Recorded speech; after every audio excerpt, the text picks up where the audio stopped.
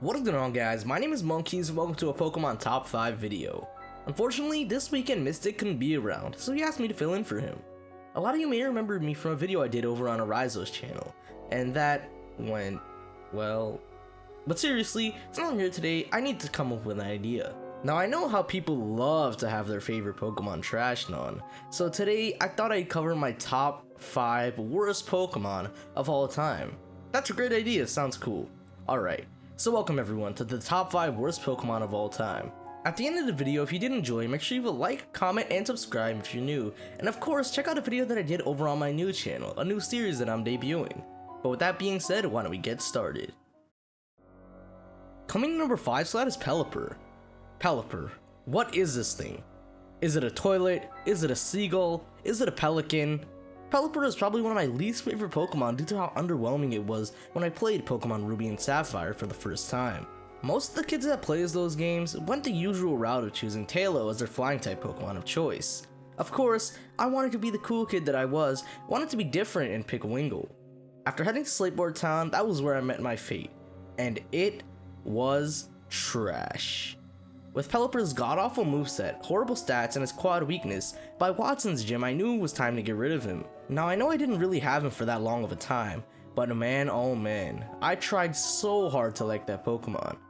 Fortunately, I wised up and got a bit smarter and decided to go with the Tailo route.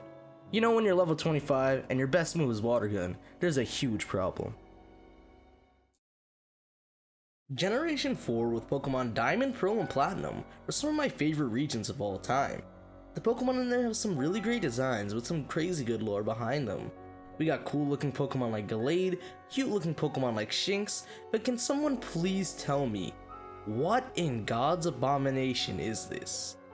Its pre-evolution Nosepass was introduced in Generation 3 and it's really not that bad, but what were they thinking with Probopass? It's just so ugly.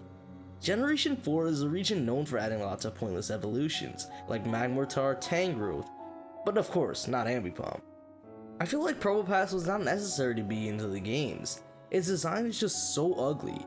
Now I know I said the same about Pelipper, but he isn't really as bad as Probopass, which is why Probopass is higher on the list. I get they're trying to do the thing with the magnetic field and electric particles and all that, but giving him nose hairs, really Game Freak, it really doesn't look that great. All in all, Probopass is just one ugly Pokemon. So you remember how I said I did a video on Arizo's channel around a month ago? Well, a lot of the comments seem to have sort of been vendetta towards me because of my hate of Mimikyu. Now the reason I hate Mimikyu is just because for some strange reason in my mind, I think it's an awful Pokemon. Now I know a lot of you are gonna get triggered when I say this, but I think Mimikyu's design is extremely unoriginal and unappealing to the eye. The Pokemon literally looks like something you would use as a dirty rag to clean up a spill. I get Pokemon wanted to be nostalgic and use something that happened 20 years ago because of their 20th anniversary, yada yada yada, but couldn't they do something else? I also want to point out that Mimikyu is just a recycled version of Bayonet. The design concept and the story are almost the same. Mimikyu, ugly and unoriginal. Have you ever wanted to see a Pokemon in the games that was stupid, ugly, and blue?